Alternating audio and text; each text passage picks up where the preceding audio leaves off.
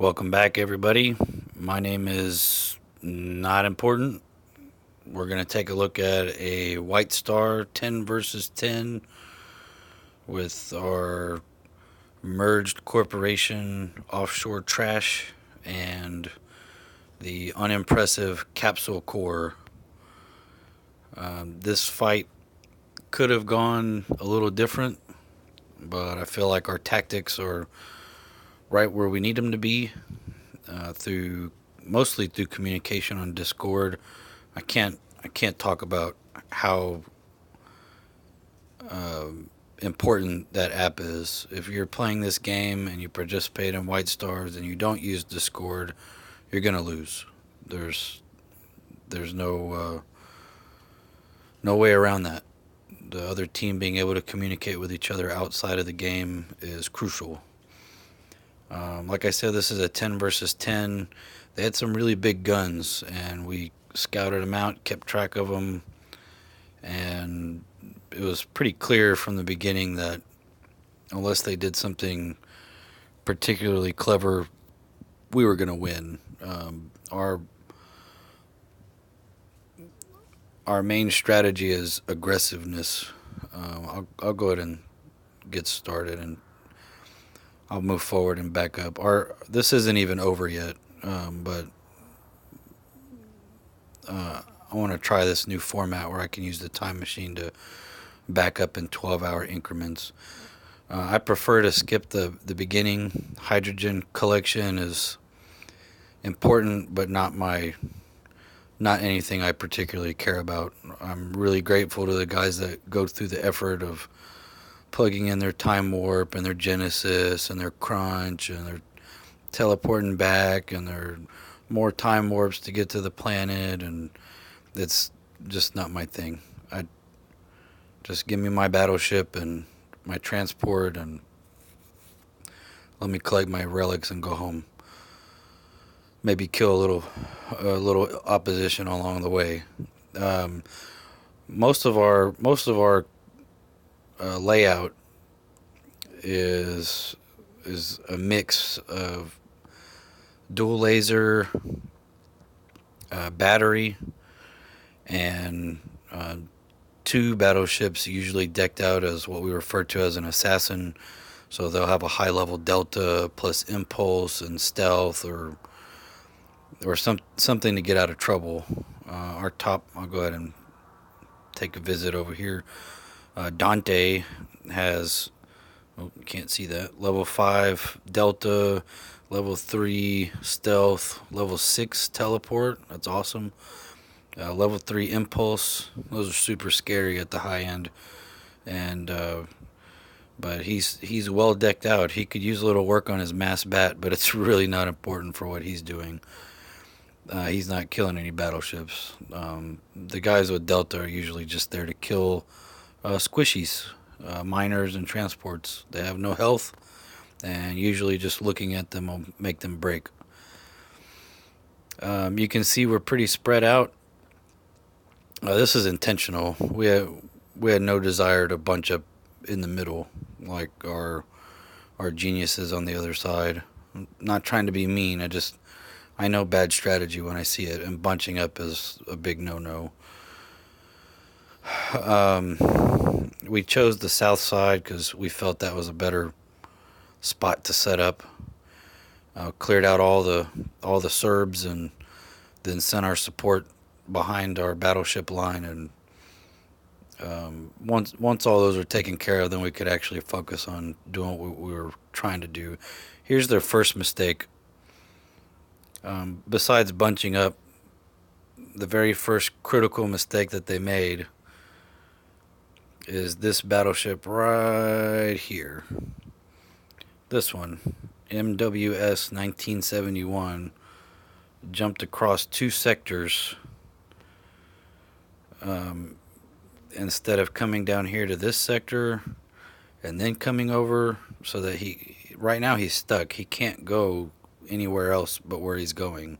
He's on that path for 11 and a half to 12 hours, and that's a bad operation right there. You can't change course. You don't have teleport. You don't have anything to speed up or slow down. I guess he could have EMP'd himself. Maybe that would have been better for him.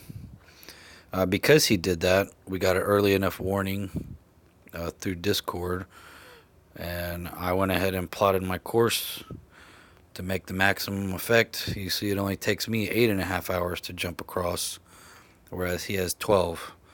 So, I mean, it's just a mistake. I don't know why they did that. I guess we can follow what's going on over here this time around, and I'll back up and start over on the bigger battle to the south.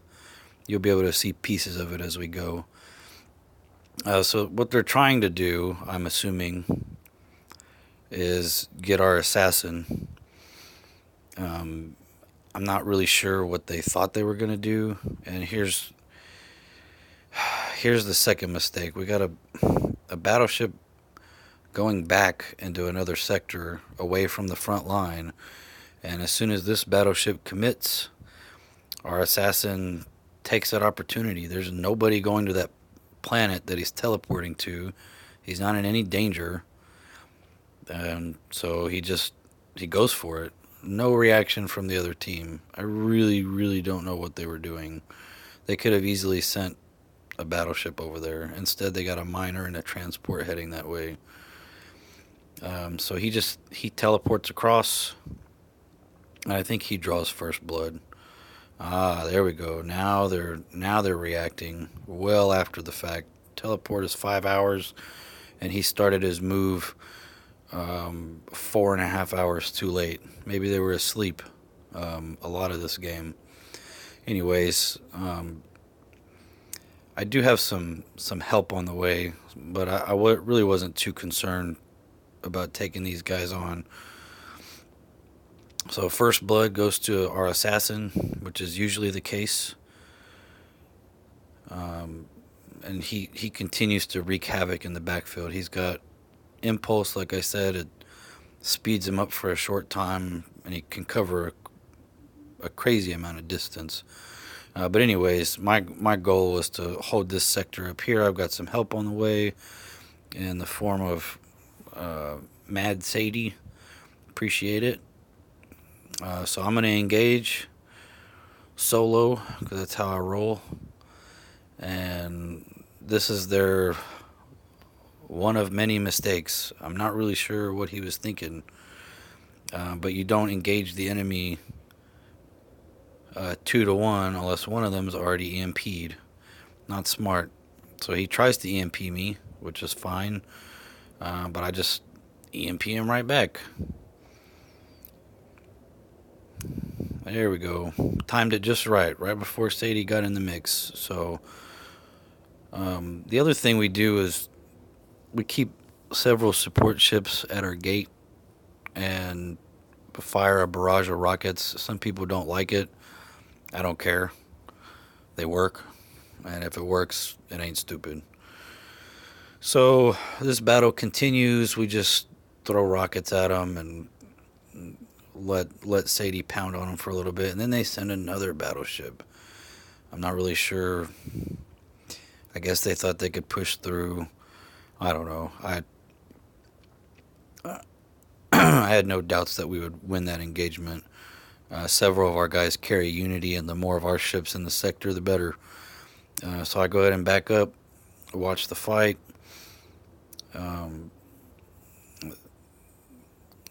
Sadie, they messed up again. The other team did. They had 2-on-1 inside his range when two of our ships coming into support are outside of the EMP range. So of course we didn't have any trouble. Along with being in range of two active battleships, they're still in range of rockets.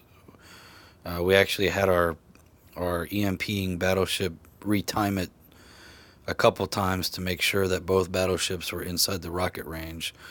So there's battleship number 2 down, and now we're working on number 3. This one tried to get away, and I was asleep, and hit remote repair, and I woke up just in time to follow him and get rid of him. And then, of course, as soon as the engagement's done, our team had already decided what we were going to do, so um, we just handled it. Got got rid of all of that mess in the top, and so we could focus on the bigger battle to the south and cover any rockets incoming. Let's go ahead and back up some. I don't understand their what their tactics were doing, but I wasn't impressed. Okay, let's go back to our bigger mess to the south. They had some good opportunities, and I don't think that they don't understand their mods, or we just understand ours better. I saw a lot of laser, single target laser on the opposing team, and I've never seen that be very effective. There's too many ways to counter it. So we've got our main heavy hitters in this sector. We got BB, Dash, and Sadie. Sadie's the one that breaks off and comes and helps me. We've got a couple more. Our big bad 10. Very ugly. Don't let the name fool you. Ugly is got a beat stick and knows how to use it. We got our second assassin running some interference, trying to send this interceptor their way, and we finally saw their big bad guy with level 10 bat. But we think he's asleep for this. He made a couple moves, and he doesn't. He even has sanctuary, so really he had no reason to be worried about losing his battleship. But let's just see how it plays out. We wanted to take this sector just to the northwest of the star, and the one adjacent to it. Ultimately, trying to get in to kill their support ships. Without support, without hydrogen, and the transports to move the relics, you're gonna lose every time. Even if you win the battleship battle, if your supports are dead, you're not going to win. Okay, now that we got a bigger picture over here, you can see what we're doing. We've got hydrogen collection going on, all our transports hanging out at the level 10, waiting on the slow pokes, and we've got lots of support on the southwest side. We've got 7 battleships, another one to the north. One's disengaging, but both of our assassins are in the area. So we'll go ahead and see. I think it's Dante. Yep, Dante's going to go in for the kill. He's going to take out everybody along the way. It's man, I can't understand the moves that these guys are doing. This battleship disengaged to help with the interceptor, leaving his miners exposed. That whole sector was full of battleships before Dante went in there, and it's like they just got out of his way. Maybe we should rename him Moses. But anyway, they're trying to do the same thing. They got a Delta shield for the increased speed and time warp, but no impulse, no teleport, nothing to beef up his odds, so he doesn't last very long. One of our battleships has barrier, and if you lose your shield, you lose your speed, and barrier stops you in your tracks, which lets us beat on your shield. And none of us were really worried about it. We had Dark Star down here who pretty much guarded that asteroid the whole time. He could have easily cut across and EMP'd him, but we thought barrier was a much more efficient solution. So the barrier stops him in his tracks, and they just beat on him a little while, and oh, there goes Dark Star going in for the kill. Anyway, he died. The only other fight we were even remotely concerned about was this group here. They had a Bat 10, a Bat 7, and a Bat 8. So let's see.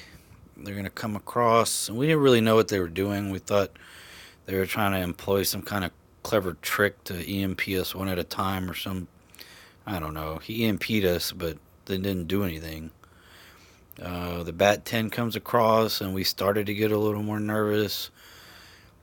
Um, but I mean, 4 or 5 is not. We're not in any danger. Some of our cleverer moves is keeping here. Let me zoom out a little bit. If you notice, towards the end of the match, the closer we get to the Bat 10 guy, the more our battleships spread out along the line of our transports. I mean, that battle that they were in is just so uninteresting. Let's talk about backfield tactics. Our battleships are slowly starting to spread out. The goal here is the Bat 10 has Destiny, and Destiny disables him for 8 hours and teleports him randomly across the map. And what we were concerned about is him destinying, getting really lucky into our shipping lane. So we had battleships in place ready to EMP or at least engage his battery and take the beating while we got everybody home. It ended up not being necessary. Let me back up just a little bit. It actually looked like it was trying to get interesting there towards the end. Okay. Bat 10's there by himself. We're concerned about engaging him because he has Destiny. That Destiny at that level can smear most of our battleships off the map, and we're not really about that. So we were cautious in how we engaged. What I don't understand that they're doing is they're sending their dead battleships back in as their timers reset, which is fine, but I would recommend them going in all at the same time. And after that secondary move by the Bat 10, he just stayed there. Like he didn't do anything. So anyways, the point is, it, if you can't control your squishies and you're not going to make a front line worth defending and you can't communicate on Discord, you're going to lose. That's all there is. I mean, I don't think we were concerned, but maybe for like a half a day when they tried to squeeze through our front line a couple times. But I mean, we just sat there in front of their own warp gate. No rockets, no nothing to worry about. We just wiped them off the map over and over again, and we left that one guy there. And then what really just blows our mind, besides the shutout, is this: the transport shows up in the last little bit, acting like he's gonna try to get a relic with no time left. He's got a day. He's got 24 hours. It takes him 12 hours to get there and back. So even then, he's gonna die. But instead, he's gonna try to get there and get a relic, and I'm not sure what else. Anyways, this was an easy win. Very little stress, lots of fun, lots of trash talk, lots of confusion on our part because of the battle and the strategy, if you can call it that, done by the enemy. We'll do one more just brief overall ship movement picture if I can get back far enough without losing patience. Okay, we'll just start from there. We go. Just you can see our spread. It's really easy to see that their critical mistake from the very beginning is bunching up in that first sector and not willing to engage past that. And that's just what we saw. We saw it and we took advantage of it, and we weren't concerned about the outcome. Anyways, here it is in Uh, Man, Hades Star needs to give me an option to set a speed and just let it play. It's hard to keep track of what I'm talking about when I'm having to push the fast forward button. Okay, so that's the big picture. You're seeing all the battles go down, all the squishies go down, all the EMPs flashing everywhere. That one guy almost getting to us, but not much more after that. And then once all once all the opponents are dead, beat a hasty retreat back to the gate, and that was it. That's all you need to know to win these things is have an awesome corporation and hope the other guy just keeps sending them to you one by one. There we go. Thanks, guys. Hope you like it. If not, too bad. Don't watch it next time.